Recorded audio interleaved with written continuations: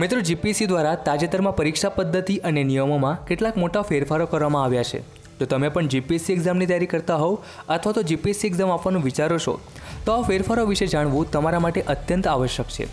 આજે આપણે આ વિડીયોમાં જીપીએસસી એક્ઝામ દ્વારા જાહેર કરાયેલા નવા ફેરફારોને એકદમ સરળ ભાષામાં સમજવાનો પ્રયત્ન કરીશું। નમસ્કાર મિત્રો, હું છું હર્ષ તમારી સાથે અને સ્વાગત કરું છું આપ સૌનું બાપા ક્લાસીસમાં।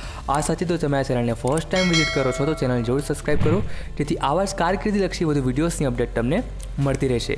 તો સૌપ્રથમ જીપીએસસી એક્ઝામ શું છે તેને સરળ ભાષામાં સમજી લઈએ। તો મિત્રો, જે રીતે કલેક્ટર, આઈપીએસ, આઈએએસ તથા એનડીએમાં જવા માટે યુપીએસસી એક્ઝામ હોય છે, તો તેવી જ રીતે જીપીએસસી એક્ઝામ ગુજરાત રાજ્યમાં સિવિલ સર્વિસની વિવિધ વહીવટી શાખાઓ ક્લાસ 1, ક્લાસ 2 અને ક્લાસ 3ના અધિકારીઓની ભરતી માટેની એક્ઝામ છે, જેનું full form Gujarat public service commission છે। મિત્રો, આ જીપીએસસી એક્ઝામનો અભ્યાસક્રમ હવે ઓલમોસ્ટ યુપીએસસીની જેમ કરવામાં આવેલ છે। જો આપણે જીપીએસસી એક્ઝામ આપવા તમારા એલિજિબિલિટી ક્રાઇટેરિયાની વાત કરીએ તો કોઈ પણ માન્ય યુનિવર્સિટીમાંથી તમારું ગ્રેજ્યુએશન પૂર્ણ કરેલ હોવું જોઈએ। હવે આ ગ્રેજ્યુએશન તમે કોઈ પણ સ્ટ્રીમ સાથે પૂર્ણ કરી શકો છો, પછી તે બીએ હોય, બીકોમ હોય, બીએસસી, બીબીએ, બીસીએ કે કોઈ પણ bachelor degree. In short, any graduates can apply for GPSC. આ સાથે જ તમારી પાસે કમ્પ્યુટરનું બેઝિક નોલેજ હોવું આવશ્યક છે। અને જો આપણે એજ લિમિટની વાત કરીએ તો તમારી મિનિમમ એજ 20 વર્ષ અને મેક્સિમમ એજ 35 વર્ષ વચ્ચે હોવી જોઈએ, જેમાં અનામત શ્રેણી, એસટી, એસસી અને ઓબીસીના ઉમેદવારોને ઉંમરમાં છૂટછાટ પણ મળે છે। હવે જો તમારું ગ્રેજ્યુએશન કમ્પ્લીટ હોય તથા તમે ફાઇનલ યરમાં હોવ અને તમારી પણ ઉંમર 20થી 35 વર્ષ વચ્ચે હોય તો તમે જીપીએસસી એક્ઝામ આપવા એલિજિબલ છો અને તમે આ એક્ઝામ માટે અપ્લાય કરી શકો છો। હવે આગળ જીપીએસસીની નવી પરીક્ષા પદ્ધતિ વિશે વાત કરીએ તો મિત્રો, અગાઉ જીપીએસસી દ્વારા સિવિલ સર્વિસીસ એડમિનિસ્ટ્રેશન અંતર્ગત જે પરીક્ષાઓ લેવામાં આવતી હતી તેમાં પરીક્ષાના 3 તબક્કા હતા: પ્રિલિમ્સ, મેન્સ અને ઇન્ટરવ્યૂ। જોકે વર્ષ 2025માં ગુજરાત સરકાર દ્વારા જીપીએસસીનું જે ગેઝેટ બહાર પાડવામાં આવ્યું તેમાં ફેરફારો કર્યા છે, જેમાં પરીક્ષાના 3 તબક્કા તો એક સરખા જ છે, પરંતુ તેમાં માર્ક્સના વેઇટેજમાં ફેરફારો કર્યા છે।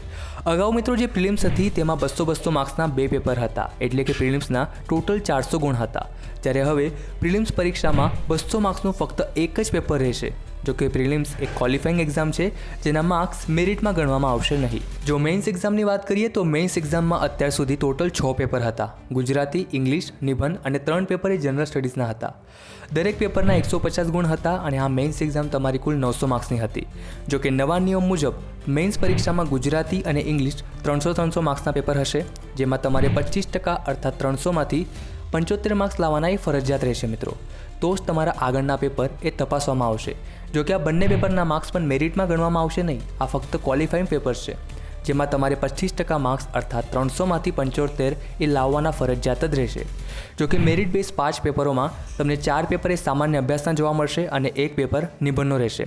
દરેક પેપરના 250 ગુણ અર્થાત આ મેન્સ એક્ઝામ તમારી ટોટલ 550 માર્ક્સની રહેશે। વાત કરીએ ઇન્ટરવ્યૂની તો પહેલાં ઇન્ટરવ્યૂના 100 ગુણ હતા, જો કે હવે 150 ગુણ રહેશે। તો મેન્સ એક્ઝામના 1250 અને ઇન્ટરવ્યૂના 150 એમ પૂરા 1400 માર્ક્સમાંથી તમારું મેરિટ બનશે અને તમે મેળવેલ ગુણને આધારે તમને જીપીએસસી ક્લાસ 1-2ની પોસ્ટ આપવામાં આવશે। સો ફ્રેન્ડ્સ, આઈ હોપ આ વિડીયો તમારા માટે હેલ્પફુલ રહ્યો હશે અને તમને પસંદ આવ્યો હશે। તેમ છતાં તમે જીપીએસસી એક્ઝામની વધુ માહિતી માટે ડિસ્ક્રિપ્શન તેમજ કમેન્ટને ચેકઆઉટ કરી શકો છો। આ સાથે જ કરીએ વિડીયોની સમાપ્તિ। ફરી મળીશું કારકિર્દી સંબંધિત નવી માહિતી સાથે। ત્યાં સુધી જય શ્રી કૃષ્ણ।